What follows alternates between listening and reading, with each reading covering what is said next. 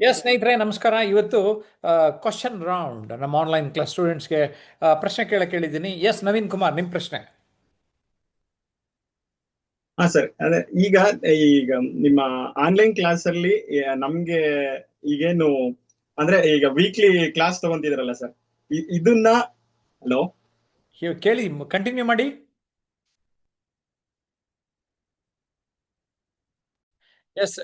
Shailaja madam, ತಮ್ಮ ಅನಿಸಿಕೆ ತಿಳಿಸಿ ಅಥವಾ ಪ್ರಶ್ನೆ. ಸರ್, ಎಲ್ಲರನ್ನು ಕಾಡುವಂತ ಈ ವೇದಿಕೆಯ ಭಯಕ್ಕೆ ಮೂಲ ಕಾರಣ ಏನು ಸರ್? ಮೂಲ ಕಾರಣ ಅಂದರೆ ಮನುಷ್ಯ ಹುಟ್ಟತಾನೆ ಭಯ, ಎಲ್ಲ ವಿಷಯಕ್ಕೂ ಭಯ ಒಂದಲ್ಲ ಒಂದು. ಕೆಲವರು ಜಿರ್ಲೆಗೆ, ಒಂದು ಹಲ್ಲಿಗೆ, ಅಥವಾ ಅವ್ರ ಅಪ್ಪ ಅಮ್ಮಂಗೆ, ಅವ್ರ ತಾತಂಗೆ, ಜೊತೆಗೆ ನೀವು ಬೇರೆ ಅಪ್ಪ ಅಮ್ಮ ಬೇರೆ ಎದುರಿಸ್ಬಿಟ್ಟಿರ್ತಾರಲ್ಲ, ದೆವ್ವ ಭೂತ ಇದೆ ಅಂತ. ಅರ್ಧ ನಮ್ಮ ಸೃಷ್ಟಿಗಳೇ ಅಷ್ಟೇ. ಓಕೆ, ಸೊ ನಮ್ಮ ಸೃಷ್ಟಿಗಳಿಂದ ಏನಾಗುತ್ತೆ, ಅಯ್ಯೋ ಓದಂಗೆ ಮಾಡಿದ್ರೆ ಏನೋ ಆಗ್ಬಿಡ್ತದಂತೆ ಅಂತ. ಸೊ ನಾವು ಅಡ್ವೆಂಚರಸ್ ಮೈಂಡ್ಸೆಟ್ನ ಕ್ರಿಯೇಟ್ ಮಾಡಬೇಕಂದ್ರೆ ಪಬ್ಲಿಕ್ ಸ್ಪೀಕಿಂಗಿಂದ ಆರಂಭ ಮಾಡಿ. ನನಗೆ ಗೊತ್ತಾಗಿದೆ, ಸ್ಟೇಜ್ ಫಿಯರ್ ಜೊತೆಗೆ ಬೇರೆ ಭಯಗಳು ಕಿತ್ತೊಟ್ಟೋಗ್ತದೆ. ಸೀರಿಯಸ್ಲಿ, ನಾನು ಬೇಕಂತ ಹುಲಿನ ತೊಡೆ ಮೇಲೆ ಮಲಗಿಸ್ಕೊಂಡಿದ್ದೀನಿ, ಹಬ್ಬವನ್ನ ಮೈ ಮೇಲೆ ಹಾಕ್ಕೊಂಡಿದ್ದೀನಿ, ವಾಟರ್ ಬೋಟಲ್ಲಿ ಒಂದು ಐಲ್ಯಾಂಡ್ ಬೇರೆ ದೇಶದಲ್ಲಿ ಸುತ್ತಾಡ್ಕೊಂಡ್ಬಂದೆ, ಈ ಥರ ಏನೇನೋ ಮಾಡಿದೆ ನಾನು. ಆವಾಗ ಗೊತ್ತಾಯಿತು ನನಗೆ, ಈ ಧೈರ್ಯ ಜಾಸ್ತಿ ಬಂದಿದೆ ಅಂತ. ಅದಕ್ಕೆ ನಿಮಗೂ ಹೇಳ್ತಾ ಇದ್ದೀನಿ, ಪಬ್ಲಿಕ್ ಸ್ಪೀಕಿಂಗ್ ಕಲೀರಿ, ನಿಮ್ಮ ಭಯ ಹೋಗ್ಲಾಡಿಸ್ಕೊಳ್ಳಿ ಅಂತ ಹೇಳೋಕ್ಕೆ ಇಷ್ಟಪಡ್ತಾನೆ. ಶಂಕರ್, ನಿಮ್ಮ ಪ್ರಶ್ನೆ ಏನು? ಸರ್ ನಮಸ್ತೆ. ನಮಸ್ತೆ ಸರ್, ಈಗ ಪಬ್ಲಿಕ್ ಸ್ಪೀಕಿಂಗ್ ಸಂಬಂಧಿಸಿದಂಗೆ ಈಗ ನಾವು ವೇದಿಕೆ ಮೇಲೆ ಹತ್ಬಿಟ್ಟು ಒಂದ್ ರೀತಿ ಮಾತಾಡ್ಬೇಕಾದ್ರೆ ಮಧ್ಯದಲ್ಲಿ ಒಂಥರ ಮಾತು ನಮ್ಗೆ ಮರ್ತೋಗೋದು, ಅಥವಾ ಮಾತಾಡ್ಲಿಕ್ಕೆ ಮುಂದೆ ಏನ್ ಮಾತಾಡೋದು ಅನ್ನೋದು ತಕ್ಷಣಕ್ಕೆ ಒಳಿದೇ ಇರೋ ತರ ಆಗುತ್ತೆ. ಇದು ಮುಖ್ಯವಾಗಿ ಇದನ್ನು ಹೋಗ್ಲಾಡಿಸ್ಬೇಕು. ಒಂದು ನಿರಂತರವಾಗಿ ನಾವು ಮಾತಾಡ್ಬೇಕು ಪಬ್ಲಿಕ್ ಸ್ಪೀಕಿಂಗ್ ಅಲ್ಲಿ, ವೇದಿಕೆ ಮೇಲೆ ನಿರರ್ಗಳವಾಗಿ ಮಾತಾಡ್ಬೇಕು ಅಂದ್ರೆ ಏನ್ ಮಾಡ್ಬೇಕು ಸರ್? ಮುಖ್ಯವಾಗಿ ಎಲ್ಲೆಲ್ಲಿ ಕಾರ್ಯಕ್ರಮ ಆಗ್ತಾ ಇರುತ್ತಲ್ಲ, ಅಲ್ಲಿ ಹೋಗ್ಬಿಡಿ. ಶುರುವಾಗಕ್ಕಿಂತ ಮುಂಚೆ ಒಂಚೂರು ಓಡಾಡಿ, ಆಮೇಲೆ ಆರ್ಗನೈಸರ್ಗೆ ಹೇಳ್ಬಿಟ್ಟು ನಾನು ಜ್ಯೋತಿ ಬೆಳಗಿಸ್ಬೋದಾ ಹೇಳಿ, ವೆಲ್ಕಮ್ ಸ್ಪೀಚ್ಗೆ ಅವಕಾಶ ಇದೆಯಾ ಕೇಳಿ, ವೋಟ್ ಆಫ್ ಥ್ಯಾಂಕ್ಸ್ಗೆ ಅವಕಾಶ ಇದೆಯಾ ಕೇಳಿ. ಹೋಗಿ ಬಂದು ಮಾಡ್ತಾರೆ, ಅಯ್ಯೋ ಅಲ್ಲಿದ್ದಂಗೆ ಇಲ್ಲೂ ಜಾಗ ಇದೆ, ಒಂಚೂರು ಕೆಲವು ಕಡೆ ವುಡನ್ ಹಾಕಿರ್ತಾರೆ, ಇನ್ನೊಂದು ಕೆಲವು ಸಿಮೆಂಟ್ ಸ್ಟೇಜ್ ಇರ್ತದೆ, ಅಷ್ಟೇ ಅಂತ ಅನ್ಕೋಬೇಕು. ಆಮೇಲೆ ಇಟ್ ಈಸ್ ಕಾಮನ್, ಯಾವಾಗಲೂ ಅಷ್ಟೇ. ಭಯ ಅಂತ ಬರೋದು ಅದು ಕಾಮನ್. ಅದು ಅಂದರೆ ನಿಮ್ಮ ಆರೋಗ್ಯ ಸರಿ ಇದೆ ಅಂತ. ಆದರೆ ಉಲ್ಟಾ ಮಾಡ್ಕೊಂಡ್ಬಿಡ್ತಾರೆ, ಅಯ್ಯೋ ನನ್ನಲ್ಲಿ ಏನೋ ವ್ಯತ್ಯಾಸ ಆಗಿದೆ ಅಂತ ಅನ್ನೋದು. ಟೇಕ್ ಇಟ್ ಈಸಿ ಪಾಲಿಸಿ ಒಂದು. ಇನ್ನೊಂದು ನಂದು 3Cs formula: cool, calm, comfortable. So ಅಷ್ಟಿರಿ, ನಿಮ್ಮ ಲೈಫು ತುಂಬ ಚೇಂಜ್ ಆಗ್ಬಿಡ್ತದೆ. Okay sir, thank you sir. Thank you. ವೀರಹನುಮಪ್ಪ, ಕೇಳಿ ಡಾಕ್ಟ್ರೆ. ಡಾಕ್ಟ್ರೇ, ಪ್ರಶ್ನೆ. ನೀವು ಎಷ್ಟೋ ಜನಕ್ಕೆ ನೀವು ವ್ಯಕ್ತಿತ್ವನ ಪರಿವರ್ತನೆ ಮಾಡಿದ್ರೆ, ಪಾಸಿಟಿವ್ ಥಿಂಕಿಂಗ್ ಅಥವಾ ವ್ಯಕ್ತಿತ್ವ ಪರಿವರ್ತನೆ ಮಾಡಿದ್ರೆ ನಿಮ್ಗೆ ಅದು ಹೇಗೆ ಸಾಧ್ಯವಾಯಿತು ಸರ್? ನನಗೇನು ಅಂದರೆ, ಡಾಕ್ಟರ್ ತಿಪ್ಪೇಸ್ವಾಮಿ ಒಂದು ಮಾತು ಹೇಳಿದ್ರು, ಜಯಪ್ರಕಾಶ್ ಅವ್ರಿಗೆ. ಜನರನ್ನ ನೋಡಿದ್ರೆ ಅವ್ರಿಗೆ ಅರ್ಥ ಆಗ್ಬಿಡ್ತದೆ ಹೇಗಿದ್ದಾರೆ ಏನು ಅಂತ. ನನಗೂ ಈ ಜ್ಞಾನ ಇರಲಿಲ್ಲ ಮುಂಚೆ. ನನಗೂ ಸುಮಾರು ಜನ ಟೋಪಿ ಹಾಕಿದ್ರು, ಸುಮಾರು ಜನ ಪಾಠ ಕಲಿಸಿದ್ರು, ಸುಮಾರು ಜನ ಕಾಲು ಎಳೆದ್ರು, ಸುಮಾರು ಜನ ಬೈದ್ರು, ಇವೆಲ್ಲ ಮಾಡಿಸ್ಕೊಂಡೆ.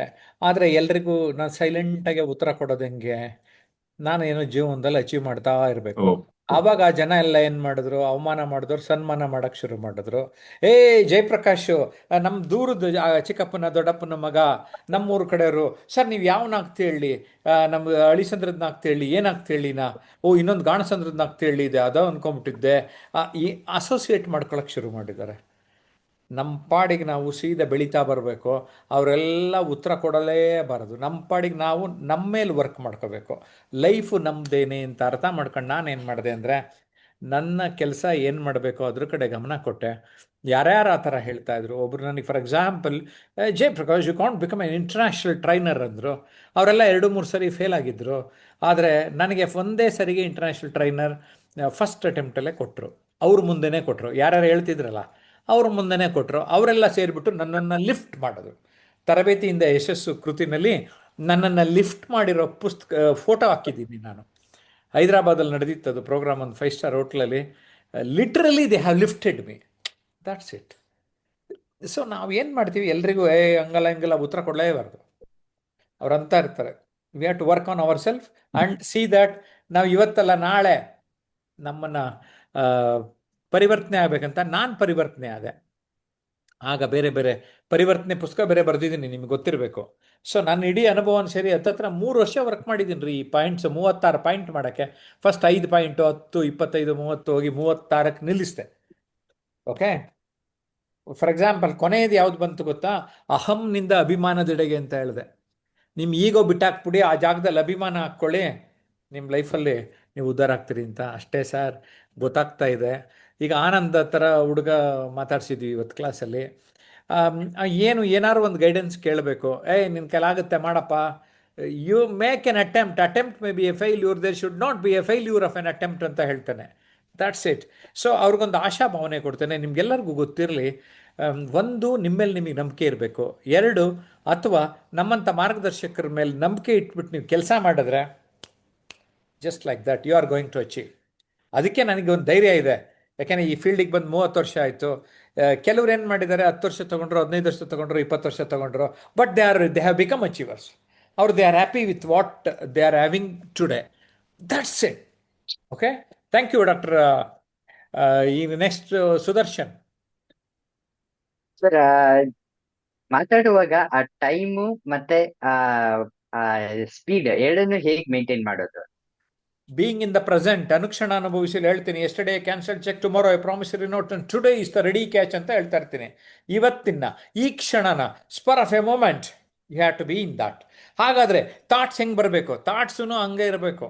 ನಾನು ಬೇರೆ ಲೈವಲ್ಲಿ ಟಿ ವಿನಲ್ಲಿ ಏನಾಗಿತ್ತು, 99% ಲೈವ್ ಶೋಸ್ ಮಾಡ್ತಾ ಇದ್ದೆ. ನನಗೆ ಅವಾಗ ಅದರಿಂದ ಬಂತು ಅಂತ ಗೊತ್ತಾಯಿತು. ನಾನು ಅನಲೈಸ್ ಮಾಡಿಕೊಂಡಾಗ 3 ಕ್ಯಾಮ್ರಾ ಇರ್ತಾ ಇತ್ತು, ಆಲ್ವೇಸ್ ಲೈವಲ್ಲಿ ಇರ್ತಾ ಇದ್ದೆ. ತಪ್ಪು ಮಾಡೋಕ್ಕೆ ಜಾಸ್ತಿ ಅವಕಾಶ ಇಲ್ಲ. ಹಾಗಾಗಿ 99.99% ನಾನು ಸರಿಯಾಗಿ ಮಾತಾಡ್ತೀನಿ, ಇನ್ನೂ ಕಾನ್ಫಿಡೆನ್ಸ್ ಬರುತ್ತೆ. ಸೊ ನೀವು ಅಷ್ಟೇ ಯಾವಾಗಲೂ be alert, be active, and that will lead you to the achievement ಅಂತ ನಾನು ಹೇಳೋಕ್ಕೆ ಇಷ್ಟಪಡ್ತೇನೆ. ಎಸ್, ಯಾರು ನಮ್ಮ ಶರಣಬಸಪ್ಪ ಅವ್ರು ಏನಾದ್ರು ಪ್ರಶ್ನೆ ಕೇಳ್ತಾರಾ? ಹಾ ಸರ್. ಸಭೆಯಲ್ಲಿ ನೋಡಿದೊಡನೆ ದೇಹ ಕಂಪಿಸೋದು ಯಾಕೆ ಸರ್? ದೇಹ ಕಂಪಿಸೋದು, ನೀವು ಚೆನ್ನಾಗಿದ್ದೀರಿ, ಆರೋಗ್ಯ ಚೆನ್ನಾಗಿದೆ ಅಂತ ನಿಮ್ಗೆ ಚೆಕ್ ಮಾಡೋಕ್ಕೆ. ಇವನೇ ಊಟ ಮಾಡೋಣ, ತಿಂದವನ, ಇವನ ಬಾಡಿ ಏನಾದ್ರು ರಿಯಾಕ್ಷನ್ ಆಗುತ್ತಾ ಅಂತ.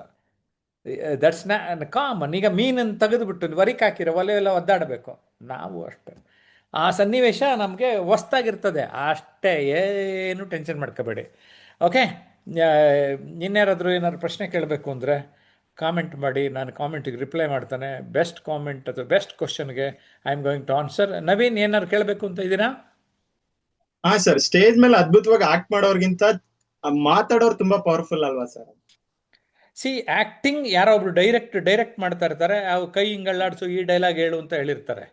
ಅರ್ಥ ಆಯ್ತಾ? ಆದರೆ ಇಲ್ಲಿ ನೀವು ನೀವಾಗಿರ್ತೀರಿ. That is the difference. ನೀವು ನೀವಾಗಿರೋದು. ನಿನ್ನಂತೆ ನೀನಾಗು, ನಿನ್ನನ್ನು ಅರಿಮೊದಲು ಚೆನ್ನೆಂದು ಅವರಿವರನ್ನು ಅನುಕರಿಸಬೇಡ ಅಂತ ನಮ್ಮ ಬಿಚಿ ಹೇಳೋರೆ.